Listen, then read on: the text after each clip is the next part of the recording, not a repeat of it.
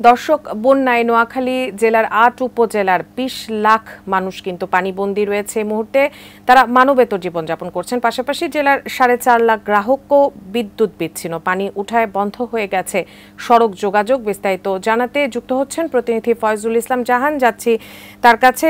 ফয়জুল, আমরা যেটি আসলে পুরো বাংলাদেশের কথা যদি বলি, যদি আমি ভুল না করি, প্রায় ৩৬ লাখেরও বেশি মানুষ পানিবন্দী রয়েছে, সেখানে নোয়াখালীতে ২০ লাখ মানুষ পানিবন্দী এমনটি, এবং ৪.৫ লাখ গ্রাহক বিদ্যুৎ বিচ্ছিন্ন এবং কোনোভাবেই তাদের সাথে যোগাযোগ করা যাচ্ছে কিনা এটি এই মুহূর্তে আমি জানি না। আপনি আমাদের জানাবেন আসলে সেখানে পরিস্থিতি কেমন, যারা গিয়েছেন তাদের উদ্ধারে, পানিবন্দী যারা রয়েছেন উদ্ধার করতে পারছেন কিনা, এবং যারা আশ্রিত রয়েছেন সেখানে নিশ্চয়ই নারী শিশু রয়েছে, তাদের খাবারের একটি বিষয় রয়েছে। দৈনন্দিন জীবনে বিশেষ করে মহিলাদের অনেক কিছুরই দরকার, সেই ব্যবস্থাগুলো কি করা হয়েছে কিনা বিস্তারিত একটু জানতে চাইবো আপনার মাধ্যমে।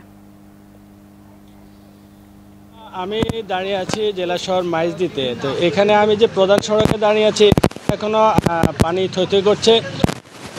গত টানা ভারী বর্ষণ, পাশাপাশি নোয়াখালী যে পার্শ্ববর্তী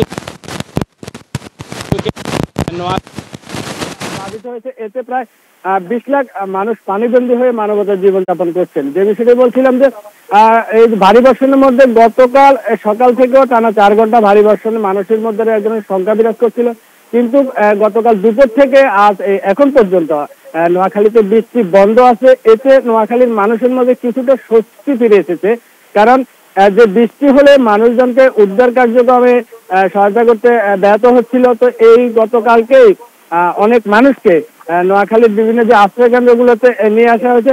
তো এখানে আমি সকালে নোয়াখালী জেলা প্রশাসনের সাথে কথা বলেছি। তারা যে বিষয়টি জানিয়েছে, নোয়াখালীতে ৩৮৮টি আশ্রয় কেন্দ্রে জেলা প্রশাসনের তথ্য অনুযায়ী ৩৮,০০০ মানুষকে নিয়ে আসা হয়েছে। কিন্তু আমি বিভিন্ন তথ্য বা সোর্সের মাধ্যমে যেটা জানতে পারছি যে নোয়াখালী যে 8টি উপজেলার যে বিভিন্ন আশ্রয় কেন্দ্রগুলোতে এখন পর্যন্ত লক্ষাধিক মানুষ আশ্রয় কেন্দ্রে অবস্থান করছেন। এর মধ্যে নারী পুরুষ বা বৃদ্ধদেরকে নিয়ে আসা হয়েছে। আরেকটা বিষয় হচ্ছে যে এই আশ্রয় কেন্দ্রগুলোতে গতকাল রাতেই জেলা প্রশাসন, বিভিন্ন স্বেচ্ছাসেবী সংগঠন এবং বিভিন্ন রাজনৈতিক সংগঠনের পক্ষ থেকে মানুষজনকে শুকনো খাবার এবং বিভিন্ন খাদ্য বা ওষুধদ্রব্য সরবরাহ করছে। পাশাপাশি এই পানি জলাবদ্ধতার কারণে, নোংরা পরিবেশের কারণে শিশু এবং বৃদ্ধরা যে অসুস্থ হচ্ছে, তাদেরকে চিকিৎসা সেবা দেওয়ার জন্য জেলা প্রশাসন থেকে ৮০টি মেডিকেল টিম চিকিৎসা সেবা অব্যাহত রেখেছে। আপনাকে আরেকটা বিষয় জানিয়ে রাখি, এই যে ২০ লাখ মানুষ পানিবন্দী অবস্থায় জীবনযাপন করছে, সেখানে বিশেষ করে নোয়াখালীর বেগমগঞ্জ, সেনবাগ, সদর পূর্বাঞ্চল, এই অঞ্চলগুলো নিম্নাঞ্চল কারণে পানি এখনো জলাবদ্ধ অবস্থায় পানি সরছে না। পাশাপাশি এখানে ৪.৫ লাখ যে বিদ্যুৎ গ্রাহক বিদ্যুৎ বিচ্ছিন্ন অবস্থা, তারা এক ধরনের মানবতার জীবনযাপন করছে। আমি নোয়াখালী পল্লী বিদ্যুৎ সমিতির জেনারেল ম্যানেজার মোহাম্মদ জাকির হোসেনের সাথে কথা বলেছি। তিনি আমাকে যে বিষয়ে জানিয়েছেন, নোয়াখালীতে মোট ৭,৭৫,০০০ পল্লী বিদ্যুতের গ্রাহক আছে। এর মধ্যে